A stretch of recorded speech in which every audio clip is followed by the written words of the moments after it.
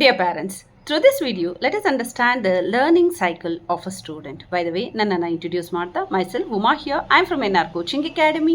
We take up tuitions exclusively for 8th, 9th and 10th standard. So, ಈಗ ಇಲ್ಲಿ ಕಾಣಿಸ್ತಾ ಇರೋ ಪಿಕ್ಚರ್ ಪ್ರಕಾರ ಒಂದು ಲರ್ನಿಂಗ್ ಸೈಕಲ್ ಅಂತ ಹೇಳಿದರೆ ಇದರಲ್ಲಿ 6 ಫೇಸಸ್ ಇದೆ. ಯಾವ್ಯಾವುದು? Read, write, understand, next remember, recall and represent. So ಈ ಫಸ್ಟ್ ಫೇಸ್ನ ರೀಡ್, ರೈಟ್, ಅಂಡರ್ಸ್ಟ್ಯಾಂಡ್ ಇದನ್ನು ನಾನು ಫಸ್ಟ್ ಫೇಸ್ಗೆ ಹಾಕ್ತೆ. ನನಗೆ ಕಾಣಿಸಿರೋ ಪ್ರಕಾರ ಮಕ್ಕಳಲ್ಲಿ ಇದರಲ್ಲಿ ಅಂಥ ಮಟ್ಟಿಗೆ ತೊಂದರೆ ಕಾಣಿಸಿಲ್ಲ. ಹೇಳಿದ್ದನ್ನು ಅರ್ಥ ಮಾಡಿಕೊಂಡು ಓದ್ತಿದ್ದಾರೆ, ಬರೀತಿದ್ದಾರೆ. ಅಫ್ಕೋರ್ಸ್ ಕೆಲವರಲ್ಲಿ understanding issues. But next phase ಬಂದಾಗ ರಿಮೆಂಬರ್, ರೀಕಾಲ್ ಆ್ಯಂಡ್ ರೆಪ್ರೆಸೆಂಟ್ ಅನ್ನೋ ಫೇಸ್ ಬಂದಾಗ ಇಲ್ಲ ಒಂದು ಕಡೆ ಸುಮಾರು ಕ್ವೆಶ್ಚನ್ಸು ಬೊಂಬಾರ್ಡ್ ಆಗ್ತಾ ಇರೋದು ಕಾಣಿಸ್ತಾ ಇದೆ. ಸುಮಾರು ಕ್ವೆಶ್ಚನ್ಸನ್ನ ಮಕ್ಕಳಿಗೆ ಆನ್ಸರ್ಸ್ ಇಲ್ಲದೆ ತೊಳಲಾಡ್ತಾ ಇರೋದು ಕೂಡ ಕಾಣಿಸ್ತಿದೆ. Example, remember, recall and represent. ಯಾವ ಥರ ಕ್ವೆಶ್ಚನ್ಸ್ ಬರ್ತಿದೆ? ಮ್ಯಾಮ್ ನೀವು ಹೇಳಿದ್ದೆಲ್ಲ ನಂಗೆ ನೆನಪಾಗ್ತಾ ಇದೆ, ನೀವು ಹೇಳಿದ್ದೆಲ್ಲ ನನಗೆ ಅರ್ಥ ಆಗ್ತಾ ಇದೆ, ಬಟ್ ಥಿಂಗ್ ಇಸ್ ನಂಗೆ ನೆನ್ಪಿಟ್ಕೊಳ್ಳೋಕ್ಕಾಗ್ತಾ ಇಲ್ಲ. ಸೊ ಇಟ್ ಮೀನ್ಸ್ ಅವರ ಇಶ್ಯೂ ಇರೋದು ರಿಮೆಂಬರಿಂಗ್ ಸೈಕಲಲ್ಲಿ, ರಿಮೆಂಬರಿಂಗ್ ಫೇಸಲ್ಲಿ. ನೆಕ್ಸ್ಟ್ ಇನ್ನು ಕೆಲವರು ಮಕ್ಕಳು ಬರ್ತಾರೆ, ಎಸ್ ಮ್ಯಾಮ್ ನೀವು ಹೇಳಿದ ನಂಗೆ ಅರ್ಥ ಆಯಿತು, ನಾನು ನೆನಪು ಇಟ್ಕೋತಾ ಇದ್ದೀನಿ, ಬಟ್ ನಾಳಿದ್ದು ಕೇಳಿದಾಗ ನನಗೆ ರೀಕಾಲ್ ಮಾಡಲಿಕ್ಕೆ ಆಗಲ್ಲ. ಬ್ರೈನಿಂದ ವಾಪಸ್ ಈ ಇನ್ಫಾರ್ಮೇಷನ್ ಇಷ್ಟೇ ಆ್ಯಕ್ಯುರೇಟಾಗಿ ತೆಗಿಯೋಕ್ಕಾಗ್ತಿಲ್ಲ. ಸೊ ಇಟ್ ಮೀನ್ಸ್ ಪ್ರಾಬ್ಲಮ್ ಎಲ್ಲಿ ಕಾಣಿಸ್ತಾ ಇದೆ ಅಂತ ಹೇಳಿದ್ರೆ ರೀಕಾಲ್ ಫೇಸಲ್ಲಿ. ನೆಕ್ಸ್ಟ್ ಕೆಲವ್ರು ಹೇಳ್ತಾರೆ, ಮ್ಯಾಮ್ ಓಕೆ ಫೈನ್, ಅರ್ಥ ಮಾಡ್ಕೊಳ್ಳೋದು ಸರಿ, recall is also fine, but exam ಅಂತ ಹೇಳಿ, ರೆಪ್ರೆಸೆಂಟೇಷನ್ ಅಂತ ಹೇಳಿ ಬೇರೆಯವ್ರ ಕ್ವೆಶ್ಚನ್ಸ್ ಕೇಳಿದಾಗ ಅಥವಾ ನಾನು ಬರೀಬೇಕು ಅಂದಾಗ ಸೆಮಿನಾರ್ಸಲ್ಲಿ ಕ್ವೆಸಸ್ ಆಗಿರಲಿ ನನಗೆ ತುಂಬ ಕನ್ಫ್ಯೂಷನ್ಸ್. ಈಗಿರೋ ಆನ್ಸರ್ ಇನ್ನೊಂದು ಕ್ಷಣ ನನಗೆ ಗೊತ್ತಾಗ್ತಾ ಇಲ್ಲ, ಇಲ್ಲ ಒಂದು ಕಡೆ ಆನ್ಸರ್ಸ್ನೇ ನಾನು ಕನ್ಫ್ಯೂಸ್ ಮಾಡ್ಕೋತಾ ಇದ್ದೀನಿ, ಕ್ವೆಶ್ಚನ್ಸ್ನ ನನಗೆ ಬರೀಲಿಕ್ಕೆ ಆಗ್ತಾ ಇಲ್ಲ, ಕ್ವೆಶ್ಚನ್ಸ್ನ ನನಗೆ ಅರ್ಥ ಮಾಡಿಕೊಂಡು ಅದಕ್ಕೆ ತಕ್ಕನಾದ ಆನ್ಸರ್ ಏನು ಅನ್ನೋದು ಗೊತ್ತಾಗ್ತಾ ಇಲ್ಲ.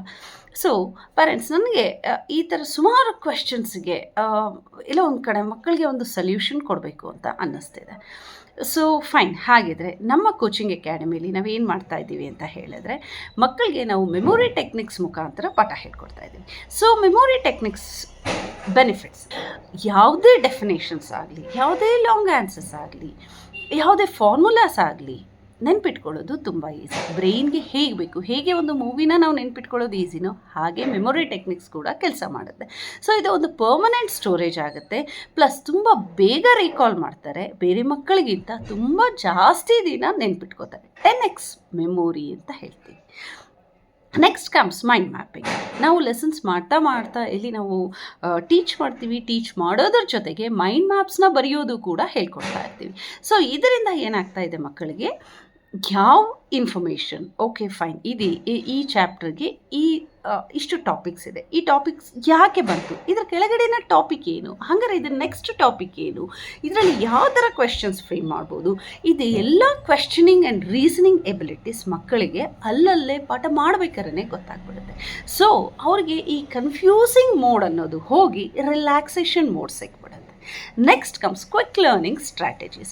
ಈ ಕ್ವಿಕ್ ಲರ್ನಿಂಗ್ ಸ್ಕಿಲ್ಸ್ ಅಂದರೆ ಇವು ಕೆಲವು ಟೆಕ್ನಿಕ್ಸ್, ಯಾವ ಥರದಕ್ಕೆ ಯೂಸ್ ಆಗುತ್ತೆ, ನೀವು ಏನೇ ಇನ್ಫಾರ್ಮೇಷನ್ ಕೊಡಿ ಅದರಲ್ಲಿ ಏನೋ ಒಂದು ಟೆಕ್ನಿಕ್ ಮಾಡಿ ಅದನ್ನು ತೆಗೆದು ನಾನು ಹೇಗೆ ನೆನ್ಪಿಟ್ಕೋತೀನಿ ಅಂತ ಮಕ್ಕಳು ತೋರಿಸ್ಕೊಡ್ತಾರೆ. ಸೊ ಈ ಥರ ಸ್ಕಿಲ್ಸ್ ತೋರಿಸೋದೇ ನಮ್ಮ ಉದ್ದೇಶ.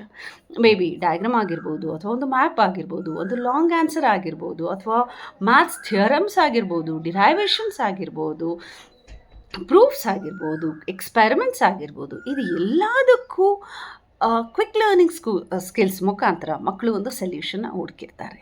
So parents, my request is, let us give solutions for the questions where are the problems where they are facing, and then look out for the results.